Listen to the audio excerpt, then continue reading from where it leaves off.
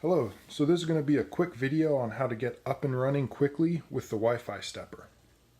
So in the package, if you just order the board, you'll get these things. And if you order the board with the quick start kit, that comes with the power supply and a NEMA 17 motor. The first thing you're going to want to do is mount the heatsink on the power step chip. That's this guy right here. There's a little adhesive on the back, so you just peel it and then you place it right on top. The package comes with some male header pins. Any 0.1 inch header pins will work. So female or pogo pins or whatever you want to use. They can go on the side, or you can just get away with no header pins at all and just solder wires directly to the I/O. And that's only needed if you're using the advanced or the extended I/O capabilities of the board, which we won't be covering in this tutorial. And finally, there's some documentation and some voltage power supply compensation resistors that come on this little card here.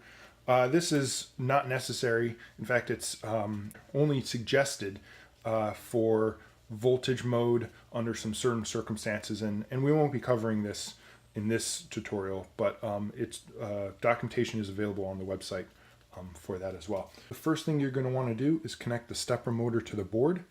Every bipolar stepper motor has 4 wires coming out of it. They represent 2 coils, the plus and the minus of the coils in the stepper motor. So you're going to need to find which 2 wires form the pairs. And here I've marked them with zip ties, but it's easy enough to do if you use an ohm meter. You just measure the resistance across the coils, and pairs will have less than 10 ohms typically, and non-pairs will have either no connect or very high. So now with the motor connected to the screw terminals, the next step is to provide power. You can either use the barrel connector or the screw terminals on the side. With the board powered, the next thing to do is connect to the board over your browser. By default, this establishes an access point for you to connect to, although once you're in the configuration, you can set it to connect to your own home access point, and we'll be doing that shortly. So now that we're on our computer, we're going to connect to the access point created by the Wi-Fi stepper. So if you go here, in a few seconds, there it is, it'll pop up the WSX100-AP- MAC address suffix. And by default, the factory settings will have this pattern, and you'll have the chance to change it if you like. So we're going to go ahead and connect to it.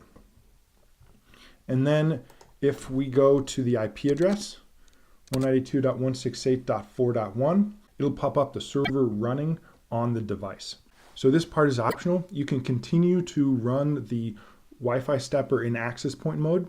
However, if you want to have it connect to your home access point, what you'll have to do is configure it here. So we're going to switch it off of access point mode and onto station mode.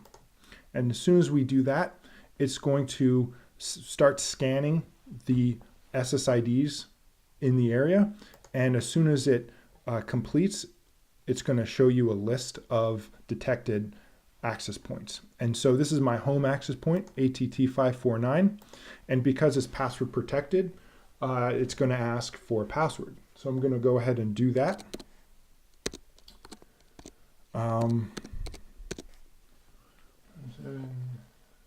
Okay. And then as soon as you hit apply, what'll happen is it'll apply the settings and then reboot the board. Okay. So now that it has rebooted and I'm on my own access point, there are 2 ways to then find and connect to the Wi-Fi stepper.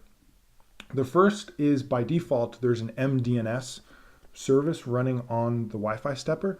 So you should just have to go to WSX100.local, or if you've changed the host name, it'll be the hostname.local. And on most Linux and Mac systems, that works great. On Windows, sometimes that has some issues. So As an alternative, if MDNS is not working or disabled, what you can do is use an IP scanner, and Angry IP seems to be a good one to use. And all I have to do is pick the IP range, which is defined by the access point you're connected to. And in a few seconds, all of the devices on the network should pop up with the IP addresses. And notice the last one here, WSX100, which is the host name, comes up as 192.168.1.167. So that's what we're going to use. So if MDNS does not work, you can just 192.168.1.167. You can go to the IP address and it's the same. So the quick start guide is roughly split into 3 sections. The first section is this part up here, and it's the dashboard, and it lists, some various state and status of the device. And then it lets you, and we'll get into it in a minute, but it lets you specify different profiles and run the motor there. The next section is this motor configuration section, and that lets you really fine tune how the motor behaves. So you can specify different amperage, different peak amperage in current mode. You can specify the acceleration and deceleration, and there's a lot of other settings in the advanced settings as well. So you can change the switching period and some of the timing as well.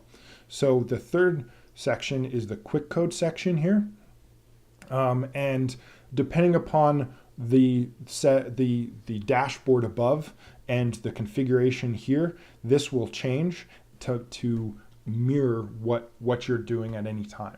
So the idea of this is you'll set up the motor to, let's say, run at a specific RPM through some sort of trial and error. You'll figure out exactly what motions that you want to accomplish, and you'll test it out in this on this web page, on this quick start guide, and then you'll come down to the bottom in the quick code, and then you'll copy and paste this into a Python script or a Bash script.